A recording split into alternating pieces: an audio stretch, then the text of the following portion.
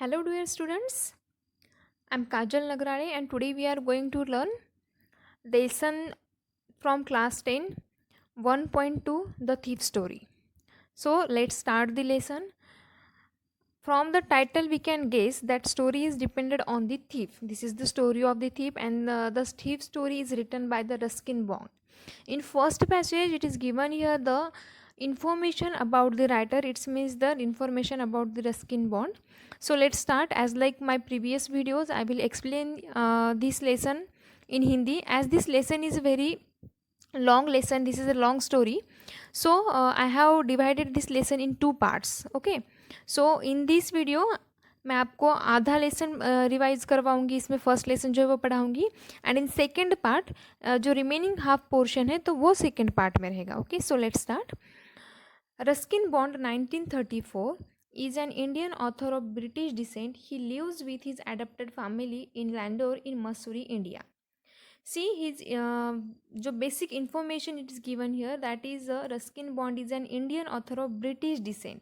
देखिए जो Ruskin bond है he is a Indian author, but उनका जो ओरिजिन है या तो फिर जो फैमिली बैकग्राउंड है that is from the Britain. वो जो उनका फैमिली बैकग्राउंड जो ओरिजिन है वो इंग्लैंड से है. जो ब्रिटेन लोग होते हैं उनका है, लेकिन वो में इंडियन ऑथर ही है. He lives with his adopted family in Landor in Mussoorie. See, it is given here that he living in the Mussoorie. Landor in Mussoorie में रहते थे. So मसूरी कहाँ पे है? देहरादून उत्तराखंड में जो है तो वहाँ पे है. It is about 35 kilometers from the Dehradun. तो वहाँ पे वो रहते थे and he was living with his adopted family because उनकी जो मम्मी पापा है तो उनका डिवोर्स हो चुका था and he was living with his step father. So यहाँ पे दिया गया है that he was living with his adopted family. The Indian council for child education has recognised his role in the growth of children's literature in India. देखिए यहाँ पे दिया है the Indian council for child education has recognised. इनका जो काम है, जो इनका नॉलेज है वो आइडेंटिफाई किया गया, इनको जाना गया, पहचाना गया. क्यों पहचाना गया? In the growth of children's literature in India. India में चिल्ड्रंस का जो लिटरेचर है उनकी ग्रोथ में इनका जो कंट्रीब्यूशन रहा है तो उसके लिए Indian council for child education की तरफ से इनको जाना गया. He got the Sahitya Akademi award in 1992 for our trees still grow in Dehra for his published work in English. So देखिए यहाँ पे और एक उनके बुक का नाम दिया गया है that is our tree still grow in Dehra.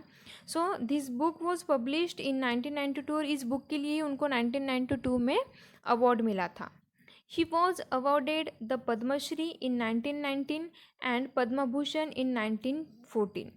See, as we know, Padma Shri, Padma Bhushan, Padma Vibhushan, these are the most prestigious awards in India which are given by the Indian government. तो Indian government के लिए ये बहुत ही सबसे ऊंचे awards है. तो ये इनमें से दो अवार्ड इनको भी मिले हैं. ये भी उनमें से दो अवार्ड के बेनिफिशियरी है. जो फर्स्ट है वो है पद्मश्री, वो उनको मिला है 1919 में, और दूसरा उनको मिला है पद्म भूषण एंड वो जो अवार्ड है वो उनको 2014 में मिला है. So this was the basic information about the Ruskin Bond. From now we have to start the lesson. Okay, देखिए एक एक वर्ड, एक एक line I will explain you Hindi. इनके हार्ड वर्ड की मीनिंग भी मैं बताने वाली हूँ और एट द एंड मैंने इनके हार्ड वर्ड की मीनिंग भी आपको दिए हैं. So be careful. I was still a thief when I met Anil and though only 15 I was an experienced and fairly successful hand. See यहाँ पे दिया है जो नरेटर है, ये जो आय है वो आया है नरेटर के लिए. यहाँ पे दिया है I was still a thief when I met Anil. Two characters are here. एक जो कैरेक्टर है वो है नरेटर और second character is the Anil. Narrator बोलते हैं कि जब मैं अनिल से मिला था, जब मेरी अनिल से मुलाकात हुई, that time I was a thief, मैं तब थीफ ही था यानी कि मैं चोर था. And though only 15. See the age of the narrator is the only 15 ही एज के है, 15 साल के ही नरेटर. वो बोलते हैं कि मैं जब अनिल से मिला तब मैं चोर ही था. आई was an experienced and fairly successful hand. देखिए वो बोलते हैं कि मैं वाकई में 15 साल का ही हूँ, लेकिन 15 साल की एज में ही मैं क्या हूँ, आई was an experienced and fairly successful without any fear और सफिशिएंटली जिसको बोलेंगे, यानी कि वो अच्छे खासे चोरी कर सकते थे। 15 साल की उम्र में भी उनको चोरी का काफ़ी अच्छा सा एक्सपीरियंस था। एंड यहाँ पे फेयरली दिया है, यानी कि वो विदाउट एनी फियर वो चोरी कर लेते थे। Anil was watching a wrestling match when I approached him. Approach means क्या होता है, केम हियर या कम हियर है जिसको बोलेंगे, यानी कि नरेटर बोलते हैं कि जब मैं अनिल से जाके मिला, that time Anil was watching the wrestling match. Anil तब रेसलिंग मैच देख रहा था। He was about 25, a tall lean fellow. पहले जो पैसेज में दिया है that is the information about the narrator, और अभी सेकंड पैसेज में नरेटर हमको अनिल के बारे में बोल रहे हैं कि जब मैं अनिल से मिला तब अनिल कितनी एज का था, ही वॉज ओनली 25, यानी कि नरेटर से जो अनिल है वो बड़ा है। और यहाँ पे दिया है, और अनिल का जो फिगर है वो दिया है a tall lean fellow. Tall यानी कि हाइट ज़्यादा थी, और लीन यानी कि स्लिम या थीन था, यानी कि पतला सा था। And he looked easy going kind and simple enough for my purpose. और यहाँ पे नरेटर बोलते हैं कि वो जो है अनिल जो है वो कैसा दिख रहा था, looked easy going kind and simple enough for my purpose. मेरा पर्पज़ यानी कि मेरा जो उद्देश्य था चोरी करने के लिए वो अनिल के पास गए थे, तो मेरा जो पर्पज़ था वो मैं ईजिली हासिल कर सकूँ, यानी कि ईजिली मैं अनिल से चोरी कर सकता था, ऐसा अनिल था। I hadn't had much luck of late and thought I might be able to get into the young man's confidence. देखिए, I hadn't had much luck of late. luck of late means यहाँ पे narrator बोलते हैं कि मेरा अभी तक का जो एज था, इसके पहले मैंने जितनी भी चोरी की थी तो उसमें मेरा कुछ काफ़ी अच्छा एज नहीं था, यानी कि उन्होंने कोई बड़ी चोरी नहीं की थी, या तो फिर उनको कोई बड़ा बेनिफिट नहीं मिला था चोरी करके। I might be able to get into the young man's confidence. और वो बोलते हैं कि अभी मैं सोचता हूँ कि ये जो यंग मैन है, यंग मैन यानी कि कौन, अनिल, कि मैं अनिल का एक बार विश्वास जीत लूँ तो फिर मैं इसके पास से चोरी कर सकता हूँ। You look a bit of wrestler your self, I said. A little flattery helps in making friend. देखिए, नरेटर जो है वो अनिल से क्या बोलते हैं, you look a bit of wrestler your self. तुम थोड़ा थोड़ा रेसलर जैसे दिखते हो। और वैसा क्यों बोल रहे हैं नरेटर, अनिल से क्यों बोल रहे हैं, a little flattery helps in making friends. Flattery यानी कि जिसको बोलेंगे फेक एडमिरेशन जिसको बोलते हैं, यानी कि फेक कॉम्प्लीमेंट देना।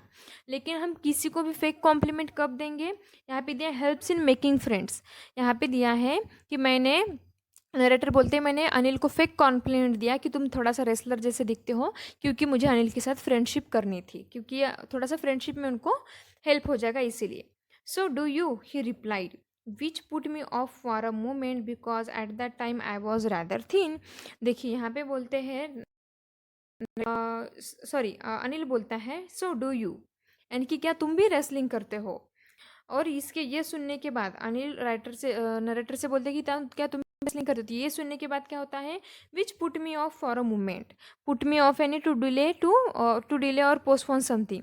तो जो नरेटर है उनका जो आंसर आने में थोड़ा सा पोस्टपोन होता है, डिले हो जाता है, यानी कि वो थोड़ा सा सुन के चुपचाप से हो जाते हैं। क्यों हो जाते हैं, because at that time I was rather thin, क्योंकि नरेटर बोलते कि मैं उस टाइम बहुत ही थीन था, पतला था, तो कोई मुझे देख के नहीं बोल सकता था कि क्या तुम भी रेसलिंग करते हो, लेकिन अनिल ने मुझे ऐसे कहा था तो ये सुन के मैं थोड़ा चुप हो गया था। Well, I said modestly, I do wrestle a bit. देखिए, ऐसे मॉडलिस्टली यानी कि इन एन अनअज्यूमिंग मैनर, यानी कि जिसको बोलेंगे थोड़ा सा हम्बली जो है वो नरेटर क्या बोलते हैं कि well I do wrestle a bit. ठीक, हाँ, वेल यानी कि करता हूँ, बीट यानी कि थोड़े थोड़े कभी कभी कर लेता हूँ। What's your name. तो अभी जो अनिल है वो क्या पूछता है, व्हाट्स योर नेम, नरेटर से पूछता है। तो नरेटर का आंसर देखिए, हरी सिंह। आई लाइड यानी कि झूठ बोलना। नरेटर झूठ बोलते हैं कि हरी सिंह, मेरा नाम जो है वो हरी सिंह है। I took a new name every month.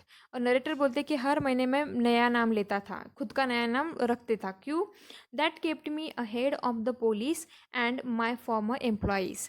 यहाँ पे बोलते हैं नरेटर, क्योंकि ये नया नाम बदलने से, हर महीने में नाम बदलने से क्या होता था कि मैं पुलिस से खुद को बचा सकता था। And my farmer employers means उन्होंने जिससे जिससे चोरी किया था उन सबसे भी मुझे बचने में हेल्प होती थी मैं अगर मैं मेरा नाम बदल लेता था। After this introduction Anil talked about the well oiled wrestler who were grunting, lifting and throwing each other out. तो ये जो डिस्कशन है, इंट्रोडक्शन का डिस्कशन खत्म होने के बाद अनिल जो है वो इनके साथ नरेटर के साथ क्या करते हैं, talked about the well oiled wrestler यानी कि जो एक्सपर्ट रेसलर्स है। वेल ऑयल कहाँ है यहाँ पे, यानी कि जो एक्सपर्ट है, जो फेमस रेसलर्स हैं, उनके बारे में अनिल ने डिस्कशन शुरू कर दिया। उसने अनिल ने किसके बारे में डिस्कशन किया था? Were who were grunting, lifting and throwing each other about, यानी कि ऐसे रेसलर्स के बारे में अनिल ने डिस्कशन शुरू कर दिया था जो ग्रंटिंग करते थे। ग्रंटिंग यानी कि एक गुर्राना वाला जिसको साउंड बोल, जो थ्रोटी साउंड होता है, रफ सा साउंड, जो मैच करते वक्त, रेसलिंग करते वक्त जो रेसलर्स निकालते हैं, तो वैसा साउंड करने वाले रेसलर जो एक दूसरे को उठाते हैं, लिफ्ट यानी कि उठाना, थ्रो यानी कि फेंकना, एक दूसरे को उठा के फेंकते हैं एक दूसरे के ऊपर। तो ऐसे रेसलर्स के बारे में अनिल ने डिस्कशन शुरू कर दिया, क्योंकि अनिल जो है पहले ही दिया रेसलिंग मैच देख रहा था, इसका मतलब अनिल जो है वो रेसलिंग में इंटरेस्ट रखता है।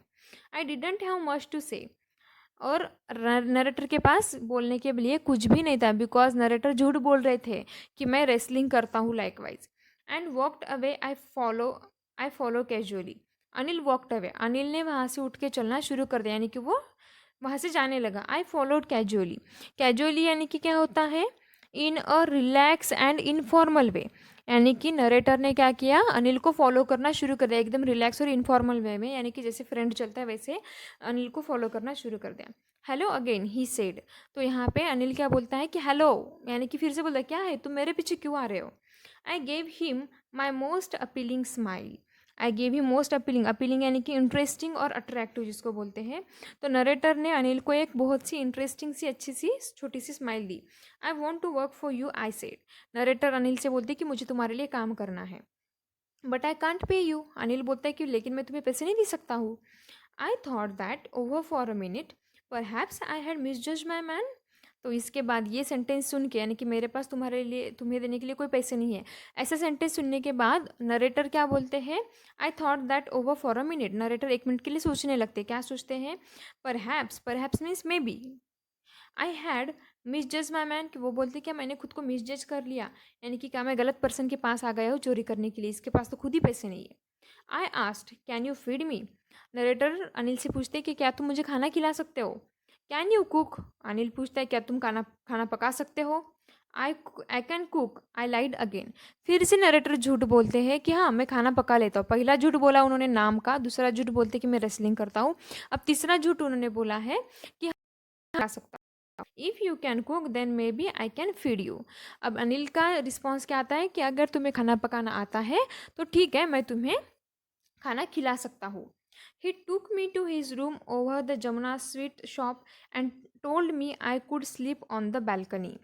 देखिए अनिल ने क्या किया, कुछ जान पहचान ना होते हुए भी इसको नटर को अपने साथ ले लिया और उसको अपने रूम पे ले गया। कहाँ से? Over the Jamuna sweet shop, Jamuna sweet shop जो है तो वहाँ से वो अपने रूम पे लेके गया।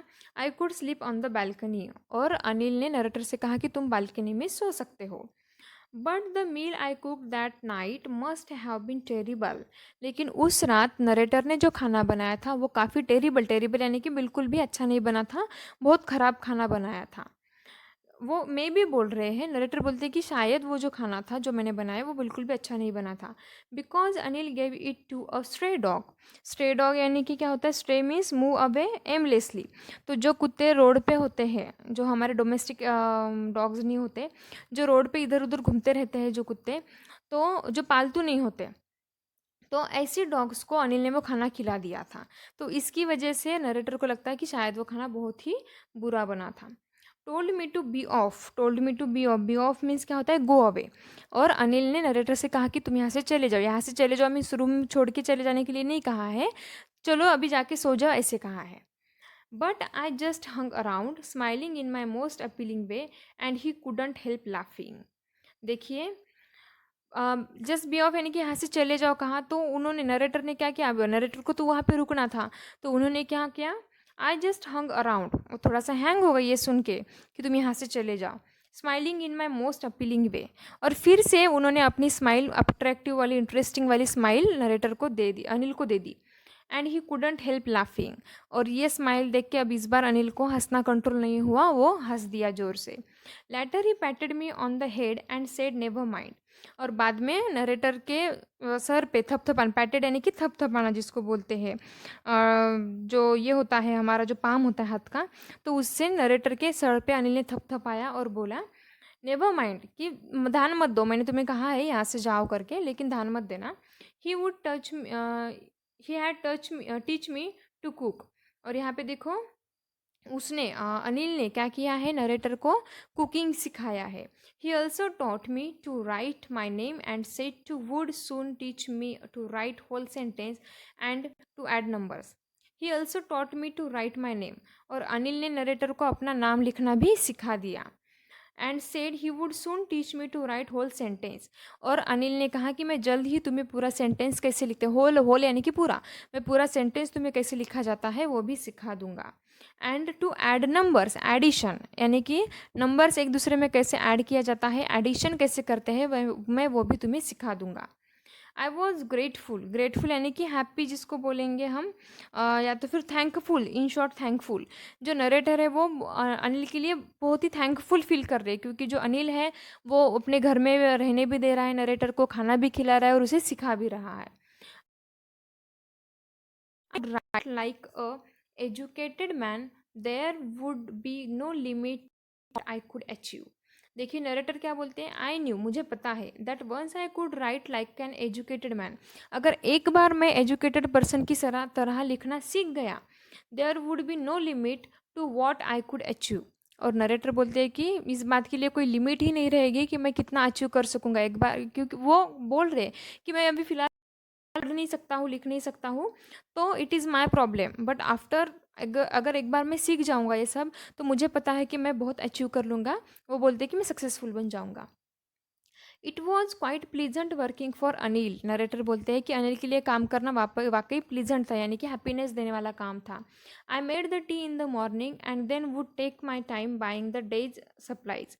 अभी नरेटर खुद के बारे में बोलते हैं कि मैं सुबह सुबह अनिल के लिए कॉफ़ी बना देता था, टी बना देता था, sorry tea, in the morning, and then would take my time buying the day's supplies. Day's supplies यानी कि घर में दिन भर का जो भी सामान लगता है, तो वो मैं खरीदने के लिए बाहर चला जाता, यानी कि सुबह सुबह उठ के अनिल के लिए वो टी बना देते थे, और बाद में दिन में जो जो सामान लगने वाला है घर में, तो वो खरीदने के लिए वो मार्केट चले जाते थे। Usually making a profit of about ₹1 a day. और वो देखिए जब वो सामान खरीदने के लिए मार्केट जाते थे, तो उसमें से थोड़ा सा झोल झाल करके वो हर रोज़ 1 रुपया कमा लेते थे। यानी कि अनिल ने जो पैसे सामान लाने के लिए दिए हैं नरेटर को, तो नरेटर का काम क्या है, चोरी करने का, तो वो क्या करते थे, सामान लाने के लिए जाते तो थे, लेकिन उसमें थोड़ा झोल झाल करके इधर से उधर से करके थोड़ा सा 1 रुपया रोज़ वो कमा लेते थे। आई थिंक देखिए उन दिनों में जो 1 रुपया है तो वो बहुत ज़्यादा था, अभी जो है 1 रुपी ज़्यादा नहीं है, लेकिन उन दिनों में जब ये लेसन लिखा गया था तब 1 रुपी का अमाउंट बहुत ज़्यादा था। I think he knew I made a little money this way but he did not seem to mind. Narrator बोलते कि मुझे ऐसा लगता है, he knew I made a little money this way.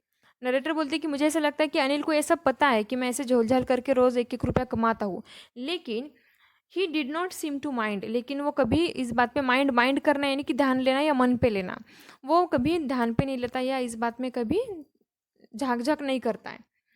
Anil made money by fits and starts.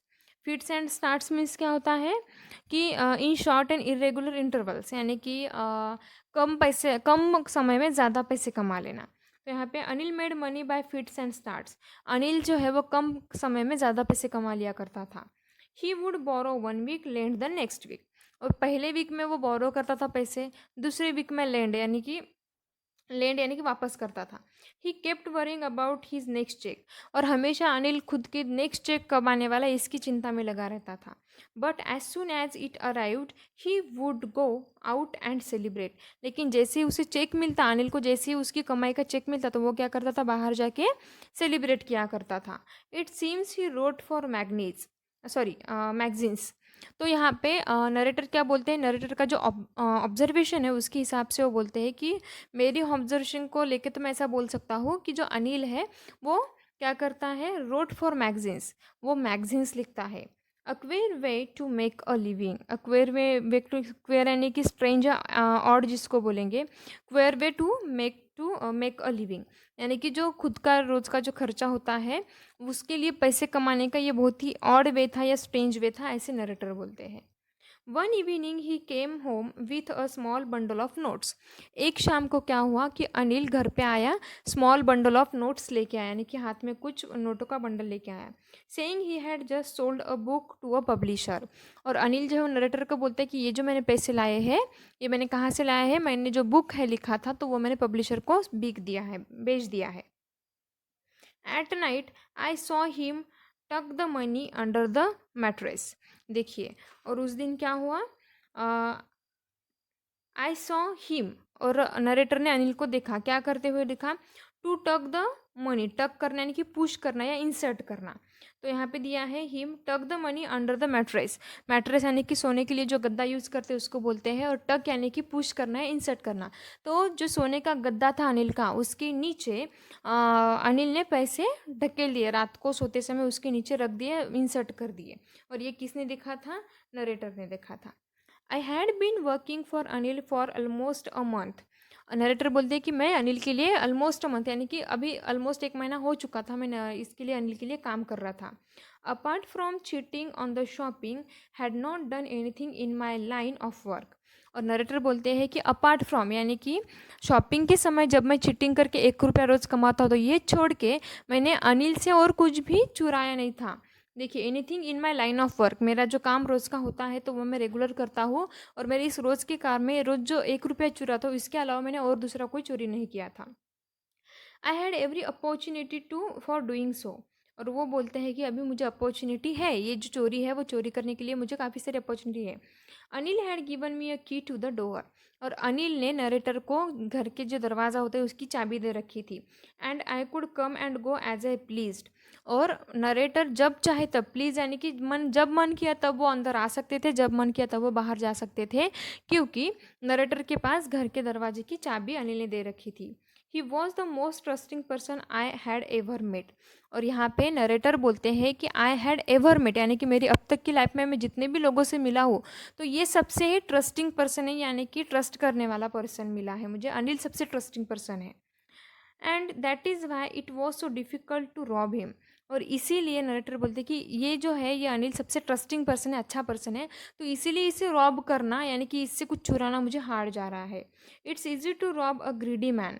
Greedy यानी कि लालची person, जिसको हम बोलेंगे having an excessive desire for food और मनी और एवरीथिंग। ऐसा पर्सन जिसके लिए it's easy rob greedy man, यानी कि लालची पर्सन को लूटना बहुत ईजी है। Because he can afford to rob, because he can afford to rob, afford करना यानी कि सप्लाई करना या फिर कुछ दे सकना, यानी कि लाइक वाइज मनी वगैरह। तो यहाँ पे दिया है, यानी कि ग्रीडी पर्सन को अगर तुम रॉब करोगे, उसके पास से अगर हम कुछ चुरा सकते हैं तो वो अफोर्ड कर सकता है, यानी कि उसको कुछ फ़र्क नहीं पड़ने वाला। But it's difficult to rob a careless man. लेकिन जो केयरलेस पर्सन होता है उसके पास से कुछ चुराना, उसको रॉब करना वाकई में बहुत डिफ़िकल्ट होता है। Sometimes he doesn't even notice he is been robbed and he takes all the pleasure out of the work. देखिए, जो केयरलेस पर्सन होता है, यहाँ पे दिया गया नरेटर बोलते हैं कि जो केयरलेस पर्सन है उसको रॉब करना वाकई में बहुत डिफ़िकल्ट है। क्यों? क्योंकि वो कभी कभी ध्यान भी नहीं देता कि उसका कुछ चोरी हो गया, कुछ सामान चोरी हो गया है।